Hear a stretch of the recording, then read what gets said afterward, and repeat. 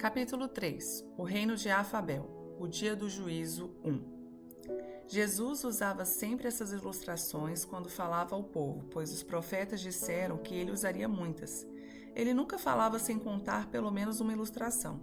Tinha sido profetizado: eu falarei por meio de ilustrações e explicarei mistérios escondidos desde o princípio dos tempos. Mateus 13, 34 e 35. O grande salão era mais espetacular do que qualquer coisa que Independente jamais havia imaginado encontrar. Se ele tivesse a chance de contar a experiência a outras 1.500 pessoas que ainda estavam aguardando, ele não teria palavras nem critério de referência para descrever a sua grandeza. Sua arquitetura tornava tudo o que ele conhecia em Endel obsoleto. O auditório estava cheio, possivelmente com 100.000 pessoas que aguardavam. Ele nunca havia visto tantas pessoas em um só lugar ao mesmo tempo. Ao se aproximar, Independente teve um vislumbre do conjunto de cidadãos de Afabel. Primeiro, ele observou que eles eram seres reais com rostos radiantes. Depois, ele ficou desconcertado com sua beleza impressionante.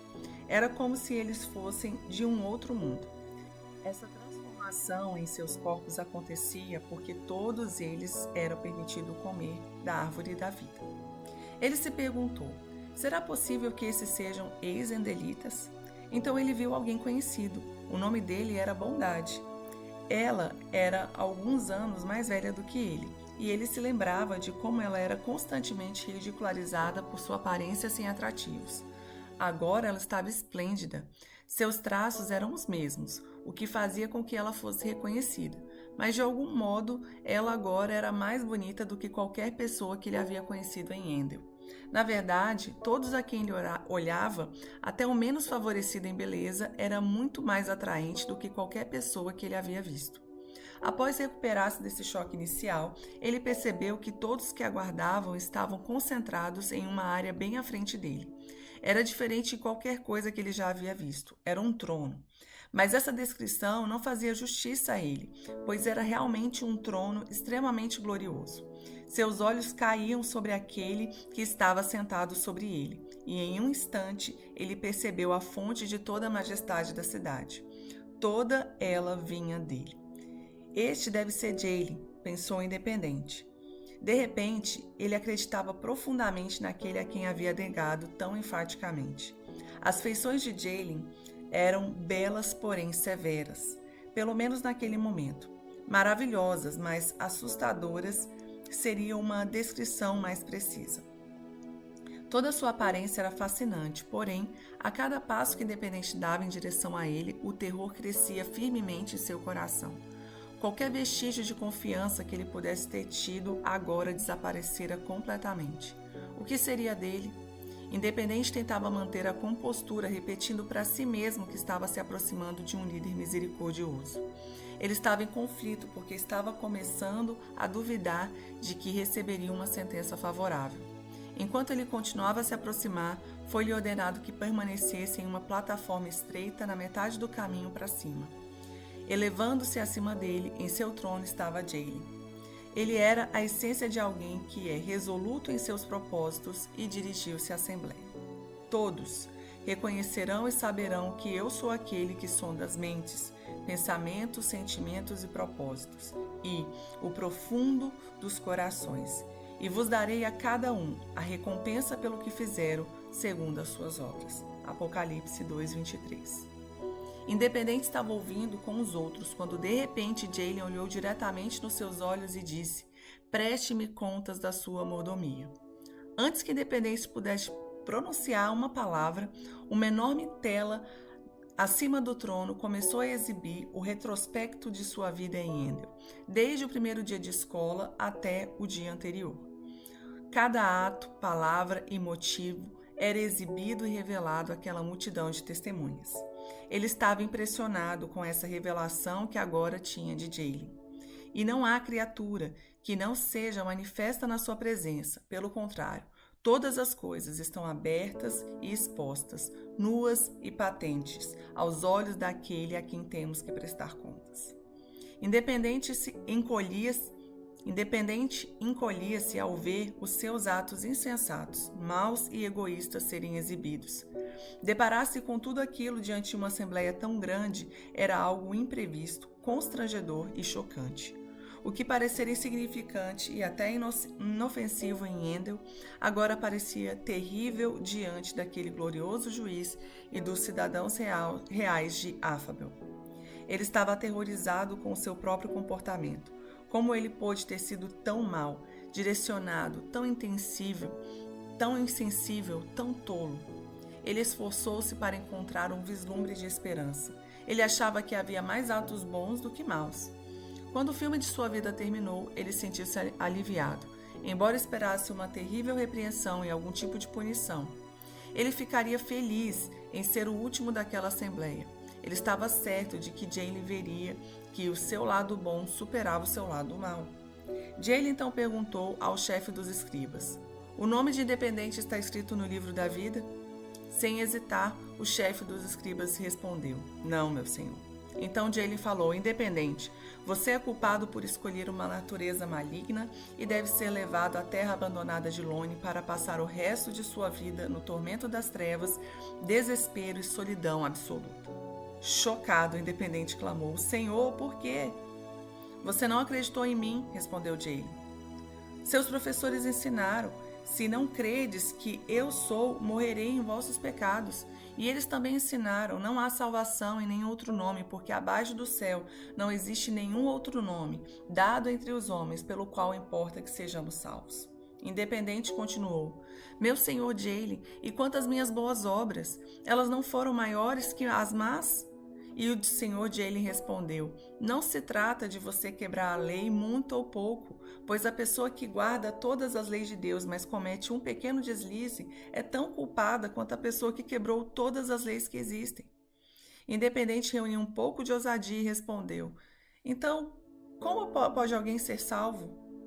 Jaylen não respondeu imediatamente à sua pergunta, mas em vez disso, lançou o olhar sobre uma cidadã de Affabel, que parecia ser subgovernante de Jaylen, pois sentava-se em um trono semelhante, porém menor. A mulher disse: "Os seus professores não ensinaram a você que Jaylen salvou vocês por seu favor especial quando vocês creram? E vocês não podem receber o crédito por isso. É o dom de Jaylen. A salvação não é uma recompensa pelas coisas boas que fizemos, para que nenhum de nós possamos nos gabar disso."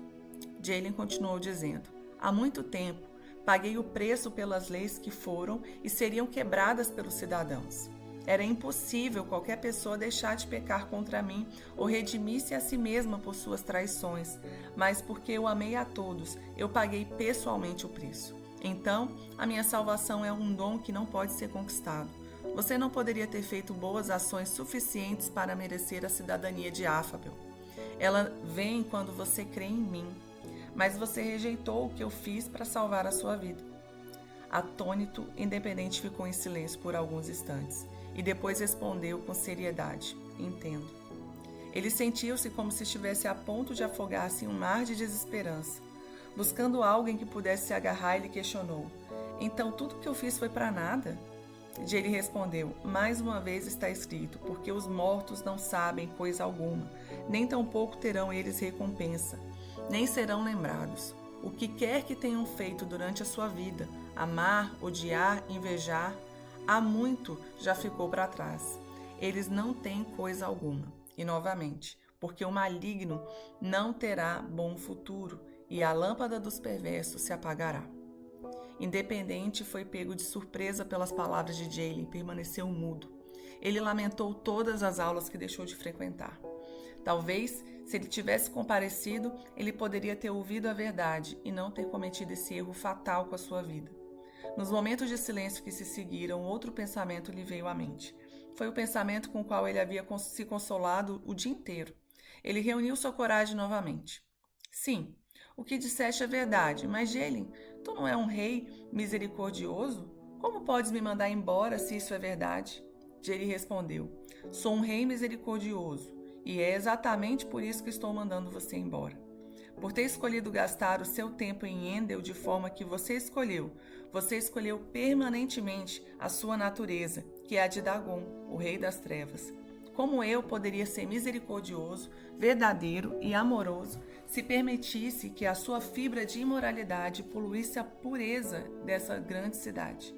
Eu colocaria os inocentes de Afabel no caminho do perigo.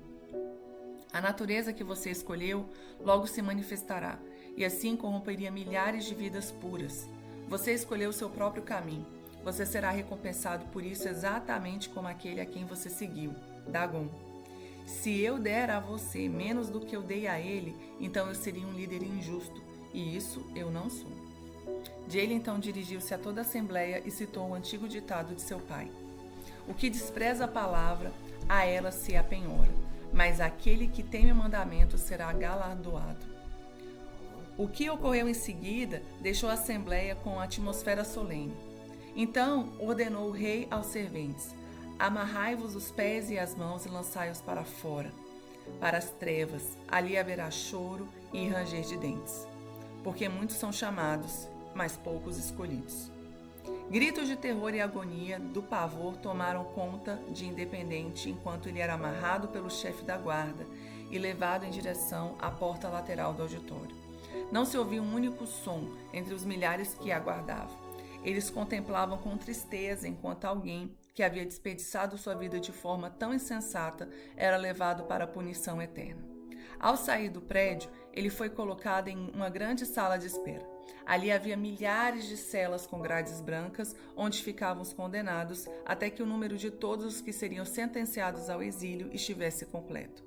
Acima da entrada para essa área estava escrito as seguintes palavras: bem-aventurados aqueles que lavam suas vestiduras no sangue do Cordeiro, para que lhes assista o direito à árvore da vida e entrem na cidade pelas portas.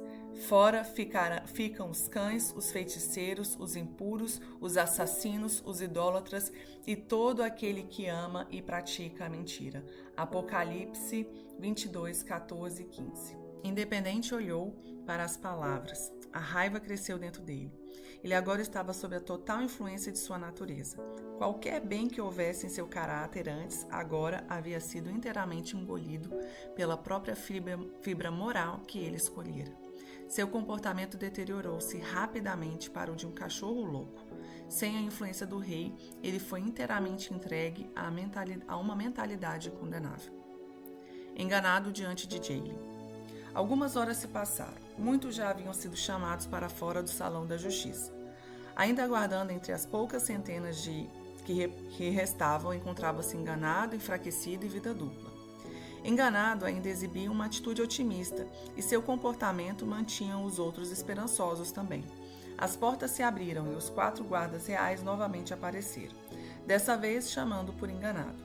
A tensão tomou conta dele e ele começou a tremer. Sua hora havia chegado. Para disfarçar seu nervosismo, o que ele era bom em fazer, disse aos que ainda ficaram: bem, rapazes, o meu número chegou. Depois de ser informado a respeito do protocolo, as portas que davam para o salão do julgamento se abriram e Enganado foi escoltado pelo corredor principal. Ele experimentou sentimentos semelhantes ao de Independente. Assim como ele, viu o tamanho e a beleza do salão e as fisionomias dos cidadãos. Enquanto caminhavam pelo corredor, reconheceu várias pessoas que havia conhecido na escola e em Endel e que haviam se formado 1 ou 2 anos antes dele. Ele reconheceu mais cidadãos do que Independente, já que Enganado quase nunca perdeu uma reunião da escola. Uma pessoa que ele reconheceu entre os cidadãos de Afabel e que não assistia às aulas foi um homem chamado Impiedoso. Ele era conhecido como um dos mais notórios homens maus da comunidade de Endel. Enganado parou bruscamente e perguntou-se: o que ele está fazendo aqui? O chefe da guarda fez um sinal para Enganado, indicando que ele poderia falar com aquele homem. Enganado foi até ele e perguntou: você é impiedoso? O homem respondeu: um dia fui conhecido como impiedoso, mas o Senhor Jael mudou o meu nome no trono do julgamento para reconciliado. Enganado perguntou: como você veio parar aqui em Afabel? Você era considerado um homem mau pela maioria das pessoas da comunidade. Você nunca foi à escola e se opunha a Jael mais do que qualquer pessoa que eu conheça. Reconciliado respondeu: sim, é verdade, mas eu odiava ser quem eu era e fazer o que eu fazia. Como não frequentei a escola, eu nunca tinha ouvido a palavra transformadora de Jael. Entretanto, Uma semana antes do meu julgamento, fui comer num restaurante de caridade. Ela sabia que a minha vida era um fracasso e de algum modo detectou a minha dor. Ela pagou o meu jantar com uma condição, a de que eu ficasse e conversasse com ela. Então ela passou 2 horas falando-me a respeito de Jaylen, de sua bondade, de sua salvação e desse lugar chamado Affabel. Reconciliado, continuou.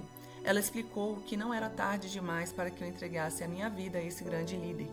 Eu ainda podia ser perdoado incondicionalmente e aceito como cidadão do seu reino. Fui dominado pelo amor de Jaylen e comprometi o resto da minha vida ao seu senhorio. Embora eu só tenha podido servi-lo por uma semana em Endel, eu o fiz de todo o coração. Procurei aqueles a quem eu havia oprimido e de quem eu havia roubado e pedi que eles me perdoassem. Devolvi mais do que havia lhes tirado. Enganado, estava sem fala. Ele olhou novamente para o guarda e que assentiu afirmativamente. Reconciliado, então voltou para o seu lugar e, enganado, continuou andando em direção ao trono. Enquanto caminhava, ele não podia deixar de ponderar sobre o que acabara de ouvir. Ele havia ouvido falar de uma grande misericórdia de Jaylen, mas agora havia testemunhado isso de uma forma incrível. Aquele homem havia sido uma das piores pessoas que ele já havia conhecido e agora ele era tão parte da realeza quanto os demais. Enganado, estava convencido, mais do que nunca, de que obteria o favor de Jaylen, pelo fato de crer nele de uma maneira tão forte. Quando Enganado apresentou-se diante do trono, recebeu a mesma ordem de Independente: preste-me contas da sua mordomia. Assim como Independente, ele testemunhou sua vida na grande tela, desde o primeiro dia da escola até o dia anterior. Que alívio ver sua fiel frequência à escola e seu apoio aberto a Jaylen diante da Assembleia. No entanto, logo ele ficaria horrorizado. Seu estilo de vida o acusava. Ele havia justificado seu comportamento, mas, quando veio à luz diante desse majestoso juiz e dessas testemunhas moralmente puras, ele ficou constrangido e envergonhado. Quando a revelação da sua promiscuidade sexual foi levada ao conhecimento daquela Assembleia Real, ele desejou rastejar até um buraco e se esconder. Não apenas os seus atos foram trazidos à luz, como também os motivos e as intenções. Como Jaylen poderia saber dessas coisas? Como ele podia julgar Enganado por coisas que ninguém sabia? Seus segredos mais íntimos já não estavam mais ocultos. Toda a Assembleia assistiu à sua luxúria por ganho nas suas transações de negócios, nas vendas de suas casas, no desenvolvimento de terras. Eles viram a difamação e a maledicência que ele costumava utilizar para conseguir o que queria. Parecia que tudo o que ele fizera era movido pelo seu desejo de ter mais. Ele queria tudo à sua maneira, tudo para si. Contra os fatos não havia argumento. Entretanto, ele consolou-se no fato de que nada disso realmente importava, porque ele acreditava em Jaylen e professava sua lealdade a ele. Depois que a sua vida foi inteiramente revista, Jaylen então voltou-se para o escriba real e perguntou: Enganado está escrito no livro da vida? E o escriba respondeu: Não, meu senhor. Jaylen anunciou: Enganado, você é culpado por me negar e deve ser levado à terra abandonada de Lone para passar o resto de sua vida no tormento das trevas, desespero e solidão profunda. Enganado ficou paralisado, completamente em choque. Sua mente corria: Não, deve ser um engano. Isso não pode estar acontecendo. Sou crente em Jaylen. O que ele quer dizer com me negar? Ele perguntou: Como eu te neguei? Então Jaylen disse: Você não ouviu quando seus professores advertiram acerca daqueles que alegam conhecer a Jaylen, entretanto o negam pelo seu modo de vida? Novamente Enganado retrucou: Mas, grande rei, eu frequentei a sua escola, eu era fiel em não perder as aulas, eu estava envolvido em muitas atividades, eu até o chamava de senhor. Jaylen imediatamente respondeu: Por que me chamais senhor, senhor, e não fazeis o que eu vos mando? Você não ouviu as minhas palavras quando eu disse: nem todos aqueles que falam como gente religiosa realmente são? Tais pessoas podem referir-se a mim como Senhor, porém, apesar disso, não entrarão em Affabel. Porque a questão decisiva é se elas obedecem ao meu Pai do céu ou não. No juízo, muitos dirão: Senhor, Senhor, nós falamos aos outros a seu respeito e usamos o seu nome. Mas eu responderei: vocês nunca foram meus, vão embora, porque as suas obras são más. Enganado entrou em pânico. Mas eu tive fé, eu acreditei em você, Então, de acordo com a sua palavra, eu deveria ser salvo. Jayle foi paciente, mas resoluto. Ele olhou para um cidadão na assembleia, um ex-professor da escola que agora se sentava no trono menor, e disse: leia para enganado o que você ensinou em uma de suas aulas. Aquele cavalheiro leu o seguinte trecho das Sagradas Escrituras: queridos irmãos, que proveito há dizer que vocês têm fé se não provam isso com as suas obras? Esse tipo de fé não pode salvar ninguém. Não basta simplesmente ter fé.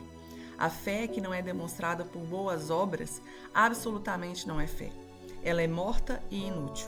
Ora, alguém pode argumentar: algumas pessoas têm fé, outras têm obras. Eu digo: não posso ver a sua fé se vocês não têm boas obras, mas eu lhes mostrarei a minha fé através das minhas boas obras. Vocês ainda não acham que é suficiente apenas crer em Jayle? Bem, até os demônios creem e eles tremem de horror. Tolos! Quando vocês aprenderão que a fé que não resulta em boas obras é inútil? Jayle repetiu: você disse que tinha fé, mas a fé não é fé se não for acompanhada pelas ações correspondentes de obediência. Não basta dizer que você crê, porque até os demônios creem, mas certamente não são salvos. Aqueles que realmente creem exibirão a sua natureza transformada e não produzirão mais frutos de uma natureza maligna. Você demonstrou continuamente os frutos do maligno, Senhor Dagon, o que apenas evidencia que você nunca acreditou realmente em mim de todo o coração. Enganado estava tendo dificuldades para compreender tudo o que estava sendo dito e respondido. Mas, e quanto àquele homem mau e impiedoso? Eu era melhor do que ele. Como você pode deixá-lo entrar e me deixar de fora? Você não está sendo justo. Jayle respondeu: você diz, o Senhor não está sendo justo. Ouça-me. Quem está sendo injusto, eu ou você? Se uma pessoa que vivia no pecado se arrepender de suas maldades e desobediências e passar a praticar a justiça, não será castigada com morte. Receberá a vida como prêmio. Quem pensa na sua vida e se arrepende dos pecados que cometeu, será perdoado e viverá. Não será castigado com morte. Frustrado e zangado, enganado, vociferou: mas eu compartilhei a sua palavra e testemunhei as pessoas a seu respeito. Eu até me ofereci como voluntário para ser professor substituto na escola. Jayle, agora sério, respondeu: de que adianta ficar repetindo as minhas ordens escritas e as minhas promessas se no fundo do coração você despreza a minha disciplina e desobedece a minha palavra? Você sente prazer em ver o ladrão roubar e procura a companhia de quem rouba a mulher do próximo. Sua boca está sempre pronta para falar coisas ruins e espalhar mentiras. Como suas palavras de calúnia, você procura destruir o seu próximo, seu irmão. Até agora estive calado, e por isso você pensou que eu não me importava. Mas agora chegou a hora do seu julgamento, e eu lhe mostrarei todos os seus pecados. Enganado estava mudo. A sua mente se revolvia, mas ele não tinha mais nada para dizer em sua defesa. Alguns instantes se passaram. Então ordenou o rei dos serventes: amarrai-vos pés e mãos e lançai-o fora nas trevas. Ali haverá choro e ranger de dentes. Quando o chefe da guarda se aproximou, Enganado lançou palavras obscenas contra Jayle, contra os seus guardas e contra os próprios cidadãos de Áfaba. Enfurecido, ele se contorcia violentamente. Qualquer bem que houvesse dentro dele foi engolido pela revelação de sua real natureza. Ele teve as suas mãos e seus pés atados e foi levado para fora do grande auditório, amaldiçoando a todos durante o trajeto. Assim como independente, ele foi preso até o julgamento até que o julgamento de todos terminasse. Quando Enganado deixou o auditório, Jayle dirigiu-se à reunião de testemunhas. Há daqueles que são puros aos próprios olhos e que jamais foram lavados da sua imundícia. Enfraquecida diante de Jayle. Estavam menos de 100 pessoas no salão de justiça. Enfraquecida e vida dupla estavam entre elas. Enfraquecida ficou o mais distante possível de vida dupla, pois ainda restava um amargo ressentimento contra ele em seu coração. Ele também a evitou. Os 4 guardas reais entraram e convocaram a presença de Enfraquecida.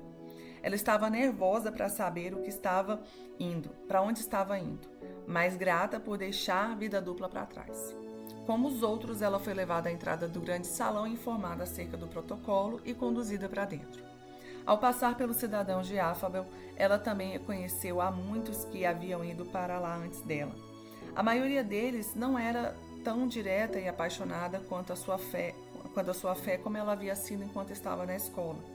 Enfraquecida e impressionada por ver ali pessoas que ela havia pensado que certamente estariam ausentes.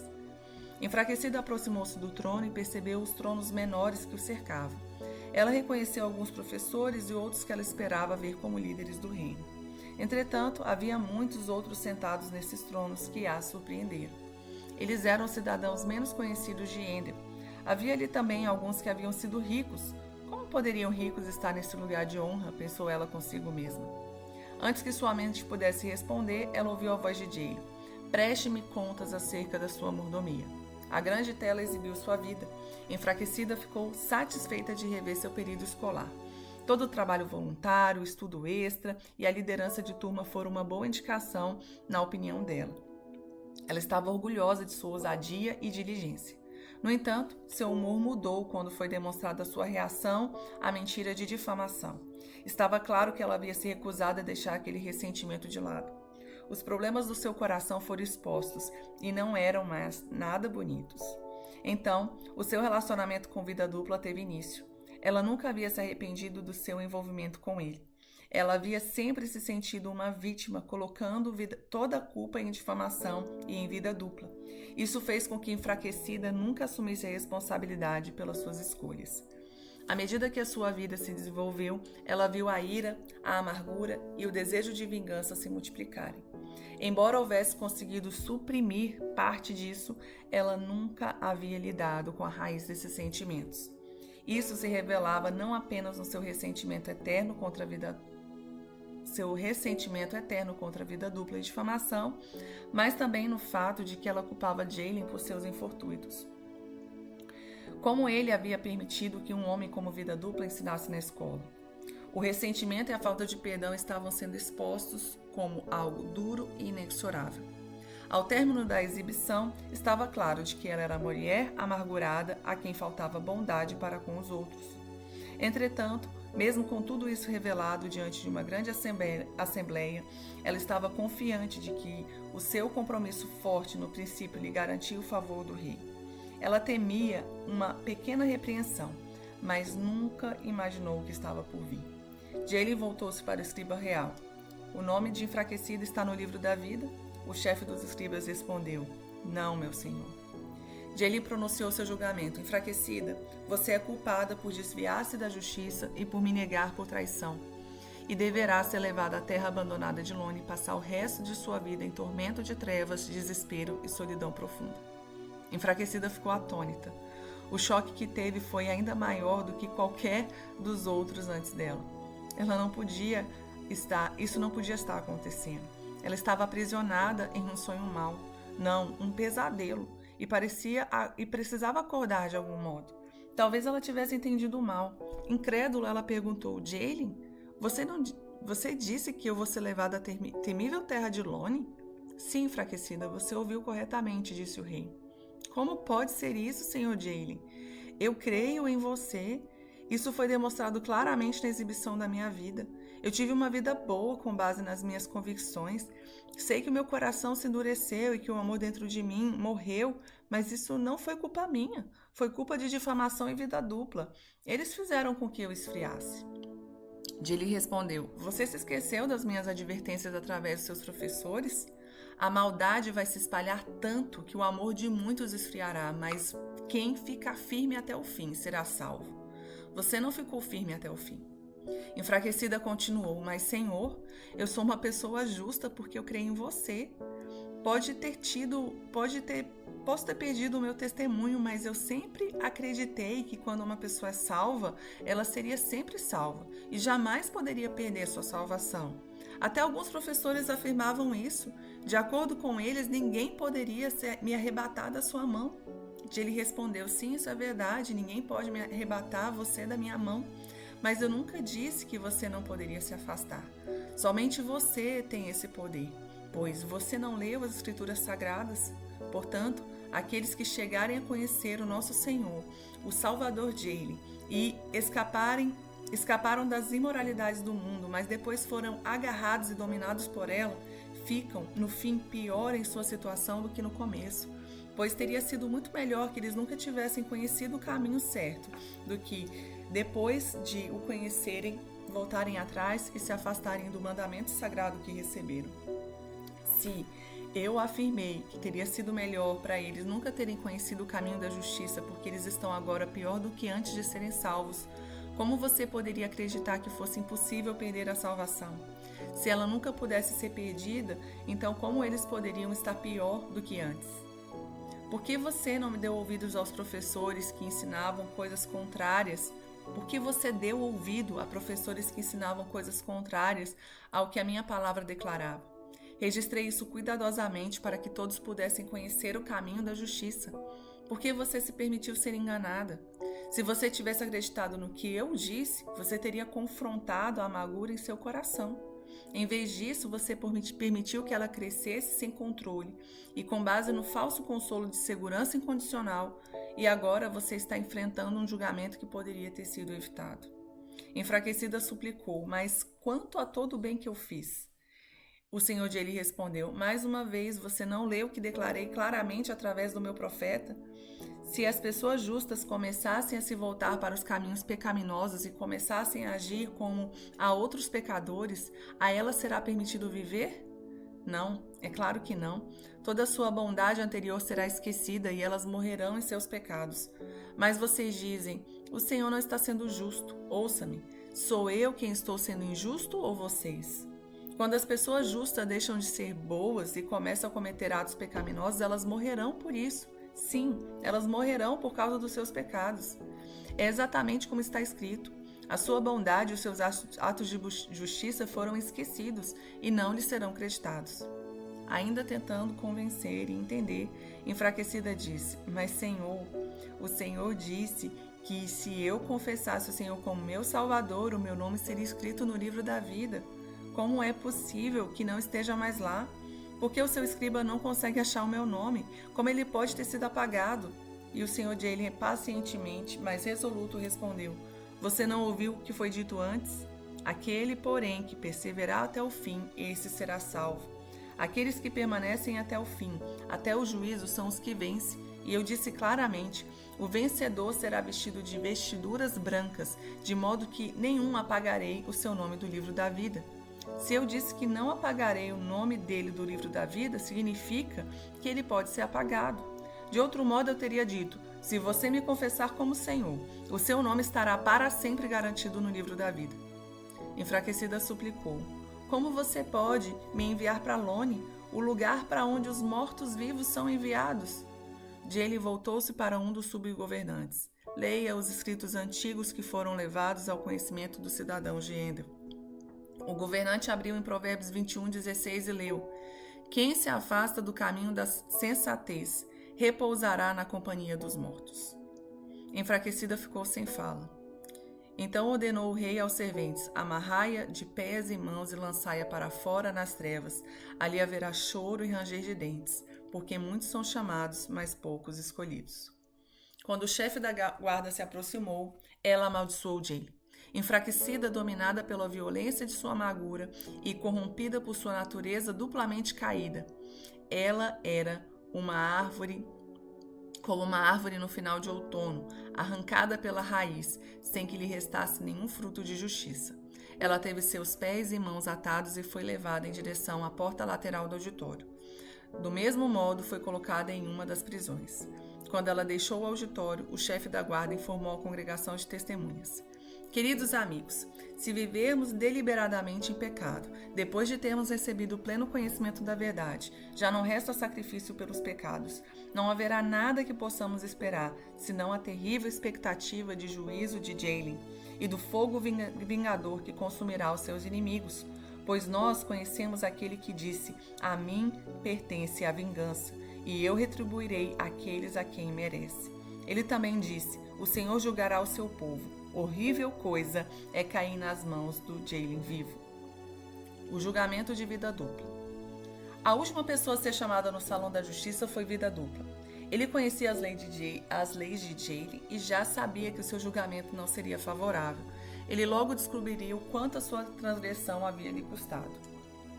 Ele sentiu-se fraco ao ser escoltado para o salão do julgamento. Precisou ser ajudado pelos guardas para poder se aproximar do trono do julgamento de Jaylen. Sua vida foi exibida, e ele também ouviu as palavras lamentáveis dizendo que seu nome não estava escrito no livro da vida.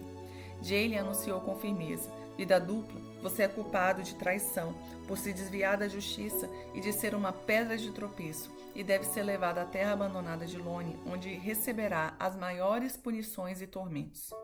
Vida dupla ouviu horrorizado, então suplicou: Senhor, mas eu fui um professor na sua escola, entreguei a minha vida pela sua causa. E Jaylen respondeu: você era um professor, mas não li os livros que ensinava? Queridos irmãos, não vos tornei muitos de vós mestres da escola, pois nós os que ensinamos seremos julgados por Jaylen com muito mais severidade. Vida dupla retrucou: como fui uma pedra de tropeço? O tom de Jaylen tornou-se mais duro. Você fez com que muitos dos meus pequeninos tropeçassem e caíssem permanentemente. Enfraquecida é apenas um exemplo. Ela foi confiada a seus cuidados, e eu lhe dei autoridade para protegê-la, não para usá-la para o seu próprio proveito. Você usou a sua influência para saciar a sua luxúria e violentou-a, assim como fez com outras. Uma irmã já a havia ferido, e você, que deveria ter lhe levado à cura, aproveitou-se dela. Você fez com que a fé dela naufragasse. Ela foi condenada a passar a eternidade imune. Com certeza você ouviu minha advertência. E quem fizer tropeçar qualquer um desses pequeninos crentes, melhor lhe fora que fosse pendurada uma pedra no pescoço de moinho e fosse lançado no mar. Vida dupla suplicou: mas Jaylen, sei que eu vou ser banido para Lone, mas por que eu vou receber maior tormento? Por que você está sendo tão duro comigo? Eu fui um dos seus servos e não um incrédulo. Eu não era como independente, que não queria ter nada a ver com você. Por quê? E Jaylen continuou firme e resoluto. Você conhecia e ensinava as escrituras antigas. Por que você me fez essas perguntas? Eu trarei à sua memória para que você se lembre dessas palavras. As antigas escrituras são claras. Mas, se aquele servo pensar: meu senhor tarda a vir, e começar a oprimir os outros servos, o Senhor voltará em uma hora inesperada e não anunciada. Ele separará o servo e o banirá com os fiéis. O servo será severamente punido, pois, embora conhecesse o seu dever, recusou-se a fazê-lo. Mas as pessoas que não estavam conscientes de estarem agindo mal serão punidas apenas levemente. Aquele a quem muito foi dado, muito será exigido, e aquele a quem muito mais é dado, muito mais lhe será exigido. Jaylen continuou: independente estava muito menos consciente de suas transgressões, mas você tinha consciência e conhecimento. A punição dele, embora severa, será mais leve do que a sua. Para você, reservei um lugar na mais profunda escuridão. Então Jaylen ordenou ao chefe da guarda: amarrai-o de pés e mãos e lançai-o para fora, nas trevas. Ali haverá choro e ranger de dentes, porque muitos são chamados, mas poucos escolhidos. Quando o chefe da guarda se aproximou, Vida dupla proferiu obscenidades contra Jaylen, contra os guardas e contra os cidadãos de Afabel. Ele foi violento e até tentou soltar-se para agredir Jaylen fisicamente. Sua verdadeira natureza foi revelada completamente. Qualquer bem que houvesse dentro dele foi engolido pela sua duplicidade. Ele teve as mãos e os pés atados e foi levado para fora pela porta lateral do auditório, amaldiçoando ao longo de todo o caminho. Juntou-se às outras 1.500 pessoas que foram imediatamente transportadas para a terra de Lone. Assim que Vida dupla deixou o auditório, o chefe dos escribas fechou seu livro e gritou: Tu és justo nos teus julgamentos, eles estão recebendo o que merecem. Aí ouvi uma voz que vinha do altar. A voz dizia: Os teus julgamentos são, de fato, verdadeiros e justos. A terra abandonada de Lone. Os 1.500 endelitas condenados e aprisionados foram escoltados pelos guardas reais a uma viagem de 2 dias até a terra arruinada de Lone. Essa jornada os levou para dentro do grande deserto de Lone, onde o calor que subia da terra seca era insuportável. De repente, no meio do nada, onde o calor era mais insuportável, uma estrutura muito grande e sinistra surgiu à distância. Quando se aproximaram, puderam ler os seguintes dizeres: a terra abandonada de Lone. Após uma inspeção mais de perto, eles observaram que a grande estrutura não possuía janelas ou aberturas, apenas uma grande porta na base. Ao passarem pela porta, cada um deles ouviu o que parecia ser milhares de gritos vindos do interior. Depois de alguns instantes, eles puderam discernir as súplicas dirigidas ao chefe da guarda, que vinham dos que estavam aprisionados próximo à entrada.